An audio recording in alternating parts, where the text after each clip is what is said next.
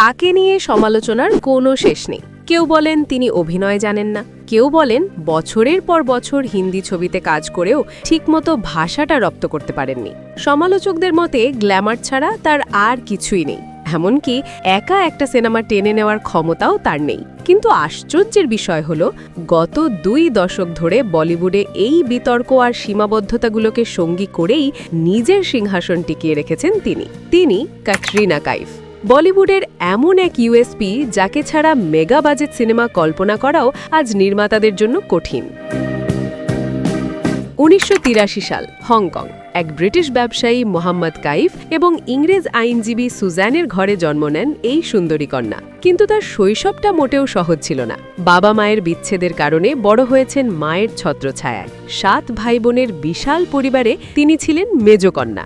জানলে অবাক হবেন, ক্যাটরিনার আসল নাম কিন্তু ক্যাটরিনা কাইফ নয়, বরং কেট টারকুয়োট। কাগজে কলমে তিনি ইটালিয়ান নাগরিক। এই ইউরোপিয়ান সুন্দরী মাত্র 14 বছর বয়সে মডেলিংয়ের হাত ধরে লাইমলাইটে আসেন। লন্ডন ফ্যাশন উইকে তার উপস্থিতি নজর কেড়েছিল পরিচালক কাইজাদ গুস্তাদের, আর সেখান থেকেই কপালে জোটে বলিউডের টিকিট। শুরুটা হয়েছিল 2003 সালে বুম সিনেমার মাধ্যমে। অমিতাভ বচ্চনের মতো তারকার সাথে পর্দাভাগ করলেও ছবিটি মুখ থুবড়ে পড়ে। এমনকি তার হিন্দি না জানাটা ক্যারিয়ারের শুরুতেই বড় বাধা হয়ে দাঁড়ায়। মহেশ ভাটের ছায়া সিনেমা থেকে বাদ দেওয়া হয়েছিল তাকে, শুধুমাত্র হিন্দি বলতে না পারার কারণে। কিন্তু ক্যাটরিনা দমে যাওয়ার পাত্রী নন। কঠিন পরিশ্রম আর জেদ নিয়ে তিনি হিন্দি শিখলেন, রপ্ত করলেন এমন সব মুদ্রা যা আজ বলিউডের সিগনেচার।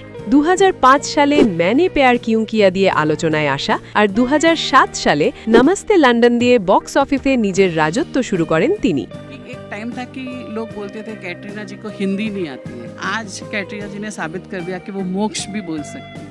বলিউডের নির্মাতারা জানেন ক্যাটরিনা মানেই সিনেমার বাড়তি আকর্ষণ, হোক সেটা শিলা কি জওয়ানি, চিকনি চমেলি কিংবা ধুম 3 এর অবিশ্বাস্য কোনো স্টান্ট। তার নাচের দক্ষতা আজ বলিউডে আলাদা এক মানদণ্ড তৈরি করেছে। একা সিনেমা টানতে পারেন কি পারেন না সেই তর্কে না গিয়েও বলা যায়, তিনি থাকা মানেই সিনেমার বাণিজ্যিক সাফল্যে এক ধাপ এগিয়ে যাওয়া। ব্যক্তিগত জীবন নিয়ে সবসময় একটু আড়ালে থাকতে পছন্দ করেন তিনি। সলমান খান বা রণবীর কাপুরের সঙ্গে তার সম্পর্ক নিয়ে একসময় প্রচুর গুঞ্জন থাকলেও 2021 সালে অভিনেতা ভিকি কৌশলের সঙ্গে 7 পাকে বাধা পড়ে সব জল্পনার অবসান ঘটান তিনি।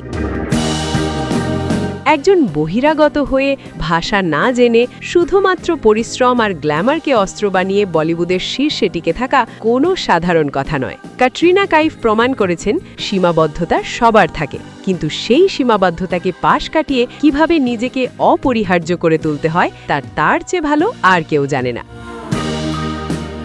অভিনয় নিয়ে প্রশ্ন থাকতে পারে, কিন্তু তার ডেডিকেশন নিয়ে নয়। ক্যাটরিনা কাইফ বলিউডের সেই নাম যার জায়গা অন্য কাউকে দিয়ে পূরণ করা অসম্ভব। ক্যাটরিনা কাইফের কোন মুভিটি আপনার সবচেয়ে পছন্দের? কমেন্ট করে জানাবেন।